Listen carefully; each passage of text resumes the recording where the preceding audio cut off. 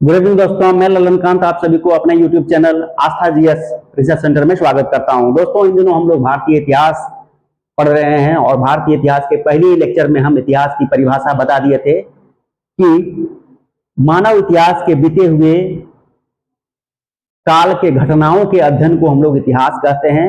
और भारतीय इतिहास को 3 कालखंडों में विभाजित किया गया है। पहला है प्राचीन भारत का इतिहास, दूसरा है मध्यकालीन भारत का इतिहास और तीसरा है आधुनिक भारत का इतिहास। अभी हम लोग वर्तमान में प्राचीन भारत का इतिहास पढ़ रहे हैं और प्राचीन भारत के इतिहास को भी 3 कालखंडों में विभाजित किया गया। पहला है प्राग ऐतिहासिक काल, दूसरा है आदि ऐतिहासिक काल, तीसरा है ऐतिहासिक काल। दोस्तों, प्राग ऐतिहासिक काल को पुनः फिर 3 कालखंडों में विभाजित किया गया है। पुरापाषाण काल, मध्यपाषाण काल और नवपाषाण काल। नवपाषाण काल को ताम्रपाषाण काल भी कहा जाता है क्योंकि इसी काल में तांबे का आविष्कार हुआ था। उसके बाद प्राग ऐतिहासिक काल को पढ़ने के बाद हम लोग सिंधु घाटी सभ्यता पढ़े। सिंधु घाटी सभ्यता को बहुत अच्छे से पढ़ने के बाद हम लोग वैदिक सभ्यता के बारे में पढ़े। वेदों की संख्या 4 है, ऋग्वेद, सामवेद, यजुर्वेद और अथर्ववेद। उसके बाद हम लोग 16 महाजनपद के बारे में पढ़े। 16 महाजनपद से पहले हम लोग बौद्ध धर्म और जैन धर्म पढ़े थे। उसके बाद 16 महाजनपद पढ़े थे। 16 महाजनपदों की जानकारी बौद्ध ग्रंथ के अंगुत्तर निकाय और जैन ग्रंथ के भगवती सूत्र से मिलती है कि 6ठी शताब्दी ईसा पूर्व में पूरा भारतीय साम्राज्य जो था वह 16 महाजनपदों में बटा हुआ था और प्रत्येक महाजनपद के एक राजा होते थे। उनमें से एक मगध था और मगध ने अंततः आसपास के सभी महाजनपद के राजाओं को पराजित किया था और मगध साम्राज्य का स्थापना हुआ था, जिसे हम लोग मगध साम्राज्य के उत्कर्ष के रूप में पढ़ते हैं। मगध साम्राज्य के स्थापना का श्रेय बृहद्रथ को जाता है, जिसके पिता का नाम बसु था और पुत्र का नाम जरासंध था। उसी जरासंध की बात कर रहे हैं दोस्तों, जो महाभारत में एक इंपॉर्टेंट कैरेक्टर भी था, जिसकी हत्या भीम ने भगवान श्री कृष्ण की सहायता से किया था। मगध पर बृहद्रथ वंश के बाद हर्यक वंश की नींव पड़ती है। हर्यक वंश के बाद शिशुनाग वंश की नींव पड़ती है और फिर नंद वंश की नींव पड़ती है। नंद वंश के अंतिम शासक धनानंद की हत्या कौटिल्य, विष्णुगुप्त या चाणक्य की सहायता से चंद्रगुप्त मौर्य ने किया था और मगध पर मौर्य वंश की नींव पड़ती है। इस प्रकार मौर्य वंश के संस्थापक चंद्रगुप्त मौर्य होते हैं। उसके बाद चंद्रगुप्त मौर्य के पुत्र बिंदुसार का शासनकाल आता है। फिर बिंदुसार के पुत्र अशोक का शासनकाल आता है और इस प्रकार उसके बाद कमजोर मौर्ययुगीन राजा का शासनकाल देखने को मिलता है और मौर्य वंश के अंतिम शासक बृहद्रथ थे। बृहद्रथ जो मगध साम्राज्य के उत्कर्ष जिस समय हुआ था, तो मगध साम्राज्य का स्थापना का श्रेय बृहद्रथ को जाता है और अंतिम मौर्ययुगीन राजा जो थे बृहद्रथ थे, जिसकी हत्या उसके सेनापति पुष्यमित्र शुंग ने कर दिया था और मगध पर शुंग वंश की नींव रखा था। तो ये मौर्योत्तर कालीन कुछ छोटे छोटे, जब मौर्य वंश के राजा अंतिम राजा बृहद्रथ की हत्या कर दी जाती है तो छोटे छोटे राजवंश देखने को मिलते हैं, जैसे शुंग वंश, कण्व वंश, आंध्र सातवाहन वंश। ये तीनों वंश ब्राह्मण वंश थे। आंध्र सातवाहन वंश में देखा गया है दोस्तों कि भूमि दान देने की प्रथा सातवाहनों के काल में मिलती है। नानाघाट अभिलेख एक सातवाहनों का अभिलेख है जिसमें भूमि दान देने का वर्णन मिलता है तथा यह भूमि दान बौद्ध भिक्षुओं और ब्राह्मणों को दिया जाता था।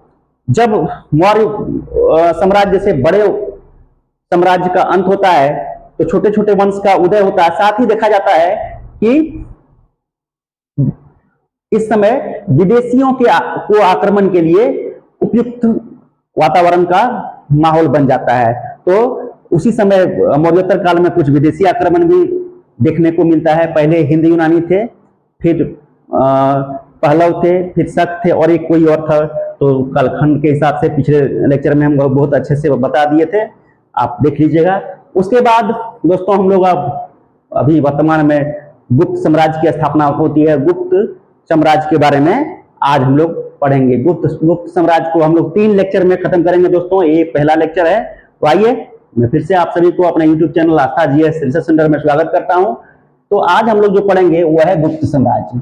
गुप्त साम्राज्य के अगर देखा जाए स्रोत जो है वो है देवकी चंद्र गुप्तम, जो विशाख दत्त द्वारा रचित देवकी चंद्र गुप्तम गुप्त साम्राज्य के जो विवरण का स्रोत है। उसके बाद मुद्रा राक्षस वात्स्यायन द्वारा लिखित, मुद्रा राक्षस नहीं, वात्स्यायन कामसूत्र के हैं, विशाख दत्त द्वारा रचित मुद्रा राक्षस, और ये देवकी चंद्रगुप्तम ये भी विशाख दत्त का है। और वात्स्यायन जो है, वात्स्यायन द्वारा लिखित पुस्तक है कामसूत्र। कालिदास की और रचना भी हैं जो गुप्त साम्राज्य के स्रोत माने जाते हैं। लेखों में ये है पहला तो दोस्तों, लेखों में प्रयाग प्रशस्ति लेख, एरन अभिलेख, ताम्रपत्र, मोहरों पर लेख, और भाषा साहित्य में फाइयान एवं ह्वेनसांग के पुस्तक के विवरण जो हैं ये गुप्त साम्राज्य के जानकारी के स्रोत हैं। गुप्त साम्राज्य के संस्थापक श्री गुप्त को माना गया है। श्री गुप्त गुप्त साम्राज्य के संस्थापक थे और इनका शासनकाल 240 ईसा पूर्व से, सॉरी दोस्तों 240 ईस्वी, अब ईस्वी में गुप्त साम्राज्य ईस्वी में है, 240 AD, anno domini, AD for anno domini, 240 ईस्वी से 240 ईस्वी से 280 ईस्वी तक श्री गुप्त का शासनकाल रहा था तथा श्री गुप्त को ही गुप्त साम्राज्य के संस्थापक के रूप में माना गया है। प्रयाग प्रशस्ति लेख, इलाहाबाद स्थित प्रयाग प्रशस्ति लेख में श्री गुप्त को गुप्त साम्राज्य के संस्थापक के रूप में बताया गया। प्रयाग प्रशस्ति लेख जो कि समुद्र गुप्त का है, और इसमें श्री गुप्त को गुप्त साम्राज्य के संस्थापक के रूप में बताया गया था। श्री गुप्त ने एक उपाधि धारण की थी जो महाराजा की उपाधि थी, अथवा श्री गुप्त कह सकते हैं कि श्री गुप्त ने महाराजा की उपाधि धारण की थी। इत सिंह जो एक चीनी यात्री थे, मगध के लिए एक मंदिर बनवाने तथा मंदिर के लिए 2400 गांव दान किए थे। इत सिंह ने जो है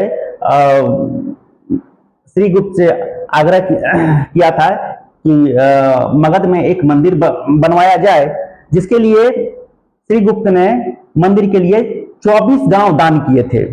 प्रभावती गुप्त के पुनः अभिलेख, प्रभावती गुप्त जो हैं के पुनः अभिलेख से गुप्त वंश के आदिराज के रूप में उल्लेख किया गया है। यानी कि श्री गुप्त का नाम आदिराज एक उपाधि था, नाम तो नहीं कह सकते उपाधि, आदिराज की उपाधि धारण भी की थी, यानी कि महाराजा की उपाधि धारण की थी और आदिराज की उपाधि धारण की थी। आदिराज की उपाधि धारण करने का उल्लेख प्रभावती गुप्त के पुनः अभिलेख से मिलती है। उसके बाद मगध पर घटोत्कच गुप्त का शासनकाल आता है तथा इसका शासनकाल 280 ईस्वी से लेकर 319 ईस्वी तक माना जाता है। इन्होंने भी महाराजा की उपाधि धारण की थी। यहां देखिएगा दोस्तों, पहले दो जो थे उन्होंने महाराजा की उपाधि धारण की थी, तथा प्रभावती गुप्त के पुनः अभिलेख एवं रिद्धपुर के पुनः प्रभावती गुप्त के पुनः एवं रिद्धपुर ताम्र अभिलेख में घटोत्कच गुप्त को गुप्त साम्राज्य का संस्थापक बताया गया। ये इंपॉर्टेंट क्वेश्चन है दोस्तों, एक यहाँ पर होना चाहिए था, पॉइंट होना चाहिए था, जो नहीं कैमरे में नहीं आ रहा था, तो हमें लेक्चर के माध्यम से बता देता हूं, आप लोग नोट कर लीजिएगा। प्रभावती गुप्त के पुनः एवं रिद्धपुर अभिलेख, प्रभावती गुप्त के पुनः एवं रिद्धपुर ताम्र अभिलेख में यह उल्लेख मिलता है कि घटोत्कच गुप्त गुप्त वंश के संस्थापक थे, लेकिन वास्तव में गुप्त वंश के संस्थापक श्री गुप्त ही थे। प्रभावती गुप्त के पुनः एवं रिद्धपुर अभिलेख से उल्लेख मिलता है कि घटोत्कच गुप्त गुप्त वंश के संस्थापक थे। उसके बाद घटोत्कच गुप्त का पुत्र चंद्रगुप्त प्रथम राजा बनता है और इसका शासनकाल 319 ईस्वी से 335 ईस्वी तक मानी गई। 319 ईस्वी में चंद्रगुप्त प्रथम ने गुप्त संवत चलाया था तथा इन्होंने महाराजा धीराज की उपाधि धारण की थी, और महाराजा धीराज की उपाधि धारण करने वाले यह प्रथम गुप्त शासक थे। चंद्रगुप्त प्रथम महाराजा धीराज की उपाधि धारण करने वाले प्रथम गुप्त शासक थे। यहाँ गौर करने वाली बात है दोस्तों, इससे पहले दो राजा जो हुए हैं घटोत्कच गुप्त और श्री गुप्त, इन दोनों ने महाराजा की उपाधि धारण की थी, केवल महाराजा, यहाँ पर देखिए महाराजा की उपाधि धारण की थी। लेकिन चंद्रगुप्त प्रथम ने महाराजा धीराज की उपाधि धारण की थी। इन्होंने चंद्रगुप्त प्रथम ने लिच्छवी राजकुमारी कुमार गुप्त से विवाह किया था और यह विवाह इन्होंने साम्राज्य विस्तार के लिए किया था। इसी से लिच्छवी राजकुमारी कुमार देवी और चंद्रगुप्त प्रथम का पुत्र समुद्रगुप्त था, यानी कि समुद्रगुप्त की माता का नाम कुमार देवी था। इस वंश में सर्वप्रथम इसी ने, यानी कि चंद्रगुप्त प्रथम ने ही चांदी के सिक्के चलवाए थे, चांदी के सिक्के चलवाए थे। उसके बाद राजा बनता है समुद्रगुप्त तथा इसका कार्यकाल 335 ईस्वी से लेकर 380 ईस्वी तक माना गया है। समुद्रगुप्त को लिच्छवी दोहित्र बताया गया है क्योंकि लिच्छवी में समुद्रगुप्त का मामा का घर था और उनको वहां से भी बहुत सारी संपत्ति और साम्राज्य मिला था। इस कारण समुद्रगुप्त को लिच्छवी दोहित्र बताया गया है और इतिहास में लिच्छवी दोहित्र सुनते हुए समुद्रगुप्त अपने आप को काफी गर्व महसूस करते थे। समुद्रगुप्त चंद्रगुप्त प्रथम का पुत्र था और इसके दरबारी कवि का नाम हरिसेन है। प्रयाग प्रशस्ति अभिलेख के रचयिता जो है हरिसेन को ही माना जाता है। समुद्रगुप्त ने आर्यावर्त के 9 राजाओं और दक्षिणावर्त के 12 राजाओं को पराजित किया था तथा इन्होंने कभी भी हार का सामना नहीं किया था। इस कारण वीएस स्मिथ ने इसे भारत का नेपोलियन कहा था। समुद्रगुप्त को भारत का नेपोलियन कहा जाता है। बहुत बार क्वेश्चन पूछा गया दोस्तों और बहुत इजी क्वेश्चन है ये। समुद्रगुप्त सभी लोग लगभग जानते भी होंगे, जो हमारे दोस्त थोड़े बहुत भी जीके पढ़े होंगे। तो समुद्रगुप्त को भारत का नेपोलियन कहा जाता है। समुद्रगुप्त को कविराज भी कहा गया है क्योंकि इनके सिक्के पर समुद्रगुप्त को बीना बजाते हुए चित्र के रूप में देखा गया है। इस कारण ये बहुत कवि प्रेमी थे और समुद्रगुप्त को कविराज भी कहा जाता था। प्रयाग प्रशस्ति अभिलेख में इस बात का उल्लेख है कि समुद्रगुप्त की पराजय कभी भी नहीं हुई थी। इस कारण वीएस स्मिथ ने इसको समुद्रगुप्त को भारत का नेपोलियन कहा था। समुद्रगुप्त के बाद गुप्त साम्राज्य के राजा चंद्रगुप्त द्वितीय बनते हैं तथा इनका कार्यकाल 375 ईस्वी से 415 ईस्वी तक मानी गई है। चंद्रगुप्त द्वितीय का कार्यकाल 375 ईस्वी से 415 ईस्वी तक मानी गई है। इन्होंने शकों को पराजित किया था और विक्रमादित्य की उपाधि धारण किया था। शकों को पराजित करके चंद्रगुप्त द्वितीय ने विक्रमादित्य की उपाधि धारण किया था। तब से इसको चंद्रगुप्त विक्रमादित्य के नाम से भी जाना जाने लगा। शकों के विजय के उपलक्ष्य में इन्होंने विक्रमादित्य की उपाधि धारण किया था। शकों के विजय के उपलक्ष्य में इन्होंने चांदी के सिक्के चलवाए थे। शकों के विजय के उपलक्ष्य में इन्होंने विक्रमादित्य की उपाधि धारण की थी और चांदी के सिक्के भी चलवाए थे। इनकी 2 राजधानियां थी। उज्जैन और पाटलिपुत्र। इनके उज्जैन राजधानी में उज्जैन राजधानी के दरबार में 9 रत्न रहते थे, यानी कि 9 विद्वान रहते थे, जिसमें पहला था कालिदास, दूसरा धन्वंतरी, तीसरा छपनक, चौथा अमर सिंह, शंकु, बेताल भट्ट, घटकर्पण, वराह मिहिर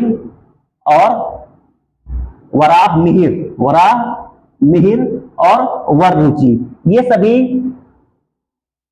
चंद्रगुप्त द्वितीय के 9 रत्न माने जाते हैं। कालिदास, धन्वंतरी, छपनक, अमर सिंह, शंकु, बेताल भट्ट, घटकर्पण, वराह मिहिर और वररुचि। मेहरौली का स्तंभ, जो कि एक लोह स्तंभ है, था यह दिल्ली के कुबत मस्जिद के प्रांगण में स्थित है तथा इसका निर्माण चंद्रगुप्त द्वितीय ने करवाया था। इस स्तंभ में अंकित चंद्र नामक शासक की पहचान चंद्रगुप्त द्वितीय से की जाती है। इस स्तंभ में लिखित चंद्र नामक शासक की पहचान चंद्रगुप्त द्वितीय से की जाती है। फाहियान एक चीनी यात्री थे। इन्होंने भारत का यात्रा किया था तथा इन्होंने भारत की यात्रा करते हुए 399 ईस्वी से 414 ईस्वी तक भारत में रहा था तथा इनकी एक पुस्तक भी है जिसको फो की नाम से जाना लिखा था इन्होंने, फो की। इस पुस्तक में उन्होंने अपने यात्रा वृत्तांत का वर्णन किया है। तो फाहियान जो थे चंद्रगुप्त द्वितीय के दरबार में आए थे। फाहियान दोस्तों चंद्रगुप्त द्वितीय के दरबार में आए थे, जबकि ह्वेनसांग देखिएगा, हौ से हर्षवर्धन के दरबार में आए थे। फाहियान चंद्रगुप्त द्वितीय के दरबार में आए थे। तो ये था दोस्तों आज का गुप्त वंश या गुप्त साम्राज्य से संबंधित पहला लेक्चर, जिसको हम लोग काफी अच्छे से शुरुआत कर चुके हैं। तो आइए एक बार फिर से रिकॉल कर देते हैं।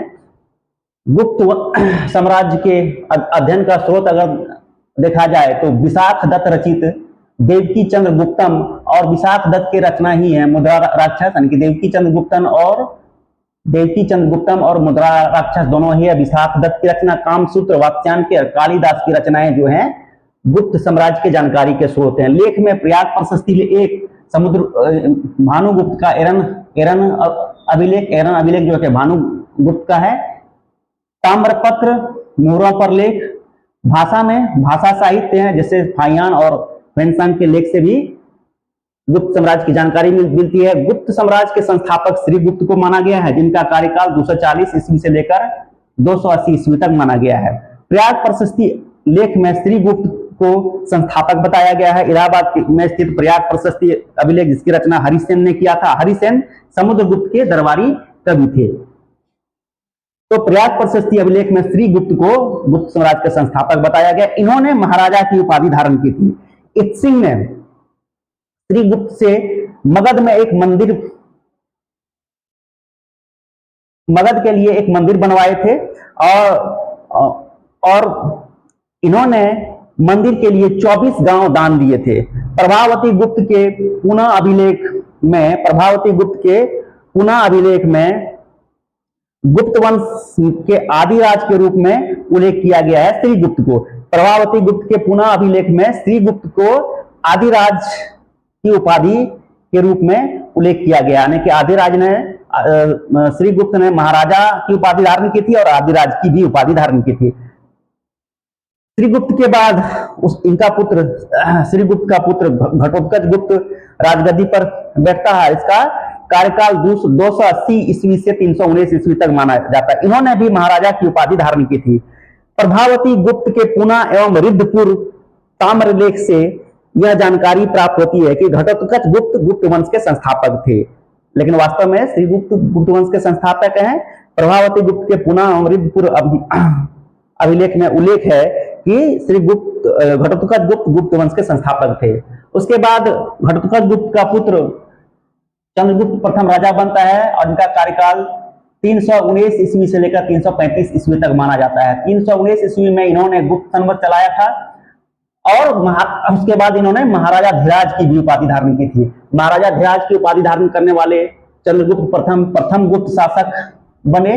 उसके पहले दो राजा घटोत्कच गुप्त और श्रीगुप्त ने केवल महाराजा की उपाधि धारण की थी, लेकिन चंद्रगुप्त प्रथम ने पहली बार राजा बनकर प्रथम गुप्त शासक बने, जिन्होंने महाराजा धीराज की उपाधि धारण की थी। लिच्छवी राजकुमारी से इन्होंने विवाह किया था, जिनका नाम कुमार देवी था तथा इसी कुमार देवी से समुद्रगुप्त पैदा हुआ था, यानी कि समुद्रगुप्त चंद्रगुप्त प्रथम और कुमार देवी का पुत्र था। इस वंश में सर्वप्रथम इसी ने, यानी कि चंद्रगुप्त प्रथम ने चांदी के सिक्के चलवाए थे। गुप्त वंश में आपसे प्रश्न पूछे जाएंगे दोस्तों कि गुप्त वंश में सबसे पहले चांदी के सिक्के किसने चलवाए थे? तो चंद्रगुप्त प्रथम ने। चंद्रगुप्त प्रथम के बाद उसका पुत्र समुद्रगुप्त राजा बनता है, जिनका शासनकाल 335 ईस्वी से 380 ईस्वी तक माना गया है। समुद्रगुप्त को लिच्छवी दोहित्र भी कहा गया है, क्योंकि समुद्रगुप्त जो थे लिच्छवी राजकुमारी कुमार देवी का पुत्र था। इस कारण लिच्छवी जो है इनका ननिहाल था और वहां से इसको बहुत सारे संपत्ति और साम्राज्य भी प्राप्त हुआ था, जिस कारण समुद्रगुप्त को लिच्छवी दोहित्र कहा गया है। और लिच्छवी दोहित्र कहलाने में समुद्रगुप्त काफी गर्व महसूस करते थे। ये सब भी इतिहास में यहाँ पॉइंट नहीं है दोस्तों, लेकिन ये सब भी पॉइंट के रूप में आप लोग नोट कर लीजिएगा। चंद्रगुप्त प्रथम का यह पुत्र था। दरबारी कवि यानी कि समुद्रगुप्त के दरबारी कवि हरिसेन थे और इन्होंने ही प्रयाग प्रशस्ति लेख की रचना की है। प्रयाग प्रशस्ति लेख के रचयिता किनको माना जाता है? हरिसेन को माना जाता है। समुद्रगुप्त ने आर्यावर्त के 9 राजाओं और दक्षिणावर्त के 12 राजाओं को पराजित किया था। इस कारण वीएस स्मिथ ने समुद्रगुप्त को भारत का नेपोलियन कहा था, यानी कि कभी भी इन्होंने हार का स्वाद नहीं चखा था, जिस कारण समुद्रगुप्त को वीएस स्मिथ ने भारत का नेपोलियन कहा था। प्रयाग प्रशस्ति अभिलेख में इस बात का जिक्र है कि समुद्रगुप्त की पराजय कभी नहीं हुई थी। उसके बाद समुद्रगुप्त का पुत्र चंद्रगुप्त द्वितीय राजा बनता है तथा इसका शासनकाल 375 ईस्वी से 415 ईस्वी तक माना गया है। इन्होंने शकों को पराजित किया था और विक्रमादित्य की उपाधि धारण किया था। विक्रमादित्य की उपाधि धारण किया था। तो यार देखिए दोस्तों, ये 375 ईस्वी है। विक्रमादित्य की उपाधि धारण करने वाले पहले राजा उज्जैन के एक स्थानीय राजा थे, जिन्होंने 57 ईस्वी में शकों को पराजित किया था और विक्रमादित्य की उपाधि धारण किया था। तथा उज्जैन के राजा जिन्होंने शकों को पराजित किया था 57 ईस्वी 57 एडी में, वो विक्रमादित्य की उपाधि धारण करने वाले पहले राजा थे। शकों के विजय के उपलक्ष्य पर इन्होंने चांदी के सिक्के चलवाए थे। इनकी 2 राजधानियां थी। चंद्रगुप्त द्वितीय के 2 राजधानियां थी, पहली राजधानी उज्जैन तथा दूसरी पाटलिपुत्र। उज्जैन राजधानी में इसके दरबार में 9 रत्न रहते थे, यानी कि 9 विद्वान रहते थे जिनको रत्न का दर्जा प्राप्त था, और ये सभी 9 व्यक्ति चंद्रगुप्त द्वितीय के 9 रत्न कहलाते थे, जिसमें कालिदास थे, यानी कि कालिदास चंद्रगुप्त द्वितीय के समकालीन रहे हैं। धनवंतरी, छपनक, अमर सिंह, शंकु, बेतालगिरी, घटकर्पण, वराहमिहिर और वररुचि, ये 9 व्यक्ति चंद्रगुप्त द्वितीय के 9 रत्न कहलाते थे। मेहरौली का स्तंभ, जो कि एक लोह स्तंभ है, तथा यह दिल्ली के कुब्बत उल इस्लाम मस्जिद में स्थित है। तथा इस स्थिति में अंकित चंद्र नामक राजा का पहचान चंद्रगुप्त द्वितीय से किया जाता है। इसी के काल में एक चीनी यात्री भारत आया था, जिसका नाम फैयान है। अतः फैयान चंद्रगुप्त द्वितीय के दरबार में आया था तथा यह भारत में 399 से लेकर 414 ईस्वी तक रहा था, यानी कि 15 वर्षों तक रहा था। तथा इनकी रचना का नाम है फोकिकी। इसमें फैयान का यात्रा वृत्तांत है तथा इस पुस्तक से चंद्रगुप्त द्वितीय एवं गुप्त साम्राज्य के इतिहास की जानकारी हम लोगों को मिलती है। तो ये था दोस्तों गुप्त साम्राज्य से संबंधित पहला लेक्चर। कैसा लगा शेयर कीजिए, सब्सक्राइब कीजिए, कमेंट कीजिए, और कमेंट में अच्छा बुरा जो भी हो ईमानदारी से लिख सकते हैं आप। हमें बुरा बिल्कुल भी नहीं लगेगा। अगर कुछ इसमें खामी है तो उसे भी लिखें, ताकि हम नेक्स्ट वीडियो जो होगा उसे सुधार करते हुए बनाएं और आप लोगों के समक्ष प्रस्तुत करें। दोस्तों, मैं ये दावे के साथ कहता हूं कि हमारे द्वारा जो उपलब्ध कराया गया यूट्यूब वीडियो है, उसे आप ढंग से पढ़ लेते हैं तो आपका कॉन्सेप्ट संबंधित विषय वस्तु से इस प्रकार हो जाएगा कि इससे संबंधित एक भी प्रश्न आपसे आपके एग्जामिनेशन में नहीं छूटेंगे। ये मैं दावे के साथ कहता हूं। तो इसी के साथ दोस्तों, गुप्त साम्राज्य से संबंधित पहला लेक्चर पढ़ाने के बाद अब मैं क्लास समाप्ति की घोषणा करता हूं। Good evening again.